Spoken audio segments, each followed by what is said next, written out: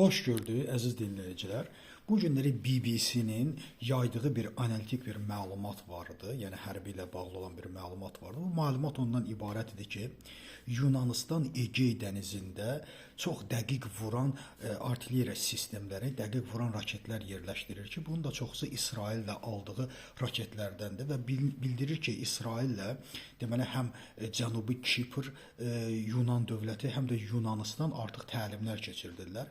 Həm də Yunanistanın ordusunun daha yaxşı inkişaf etdirməsində İsrail yaxından yardım edir, yaxından kömək edir. Məhz Türkiyənin də buna böyük bir etirazı var. Yəni Egey dənizində Yunanistanın öz dəqiq silahlarını yerləşdirilməsi məsələsi. Yəni bu günləri mən həmişə bundan danışanda əslində qalsa ən dəqiq məsələləri sizə çatdırmaq istəyirəm ki, bu günləri Türkiyənin İsrailə qarşı apardığı həm Suriyadakı, həm bu Qəzza məsələsindəki bir düşmənçilik münasibəti, onunla müttəfiqlik yox, daha çox düşmənçiliyə doğru getməsi elə oldu ki, bu gün Türkiyənin cənub istiqamətində 3 böyük və güclü dövlətlə üz-üzə qoydu. 3 böyük dövlətdən nədən gedir söhbət? Əlbəttə burada Yunanistan, Kipr və İsraildən gedir. Bunlar güclü dövlətlərdir, amma bunlar əlbəttə ki, Türkiyə kimi nəhəng deyirlər. Türkiyənin nəhəngliyi, Türkiyənin insanlığının çox olması əlbəttə ki, Türkiyənin ən birinci böyük gücüdür. Amma nəyin bahasına olursa olsun bunlar həm də Türkiyəni başını ağrıdırlar. Bu da Türkiyənin apardığı siyasət nəticəsində baş verdi. Bugün Yunanistan güclənir, səmada kifayət qədər güclüdür. Cənubi Kipr olsun və İsrail olsun. İsrail bütün bu 2 qüvvəni böyük sürət həm silahlandırır, həm də Türkiyəyə bir mesaj ötürür. Türkiyənin apardığı əlbəttə ki, bu səhv siyasət nəticəsində Türkiyəni cənubdan da, qərbdən də müəyyən mənada sıxmış olur ki, bu da Türkiyənin apardığı səhv siyasətidir. İkinci bir məsələ.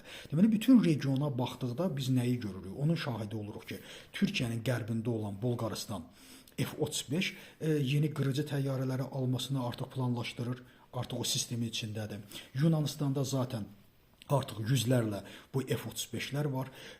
İsraildə 75'dən artıq F-35 var və hətta Səudiyyə Ərəbistanında da F-35'lər var. Amma bu günləri Türkiyə hardasa 2030'a qədər heç bir gücə malikdir. Hava gücündə bütün qonşularından geriyə qalır. Əlbəttə bu nəyi özündə göstərir? Bu əlbəttə Türkiyənin apardığı çox yanlış bir siyasəti göstərir ki, Türkiyə təklənir. Mən o günləri məhz Rusiyanın da PUA-larının Türkiyəyə gəlməsi onun xarizmasını ortadan qalxmasına gətirib çıxardı. Bəzi insanlar vardı ki, bunu məndə irad tuturdular ki, bildirdilər Türkiyə böyük bir gücdür, Türkiyə böyük qüvvədir, Türkiyə kimsə bunu etmə. Əlbəttə ki, bugün İsrail Türkiyə qarşısında kiçik bir dövlətdir. Yunanistan da, Şimali Cənubi Kipr də. Amma bunlar logistik mərkəz olaraq Türkiyənin başına ağrı verir və istər-istəməz hava məsələsində ondan qabağa gedir. Və Türkiyənin ən böyük zərbə onun xarizmasına vurulur. Bakın mən sizə bir hadisəni danışım. Napolyon Bonaparte bütün qitəni mühasirəyə almışdı. Onun generalı Berthier gedir İspaniyada gözlənilmədən kəndlilərin əlinə əsir düşür. Və Napolyon Bonaparte çox dəhşətli əsəbləşir və öz generallarına bildirir ki, onu tutun, gətirin, onu mən öldürəcəyəm. Deyirlər, axı cənab general, niyə öldürürsən? Bu hərbidə baş verən bir hadisədir. Deyir, yox, siz bilmirsiniz. O mənim bütün xarizmamı yerlə yeksan elədi. O bütün dünyada yenilməz Napolyonu yenilmiş vəziyyətə göstərdi.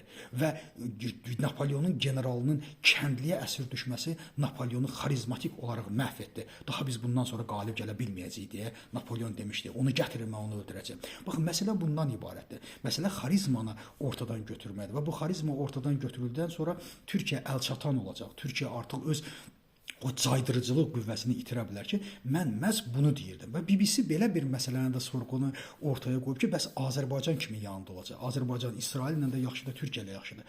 Əlbəttə, bu Türkiyənin apardığı çox yanlış bir siyasətdir ki, Azərbaycan elə bir vəziyyətə düşür ki, 2 müttəfiqinin yanında bilmir nə etsin. Amma yenə də Azərbaycan mən düşünürəm çox bu məsələdə daha rasional düşünəcək və heç vaxtı bu 2 öz müttəfiqi, vacib müttəfiqinin bir-biri ilə müharibə etməsinə imkan verməyəcək. Təşəkkür edirəm diqqətinizə.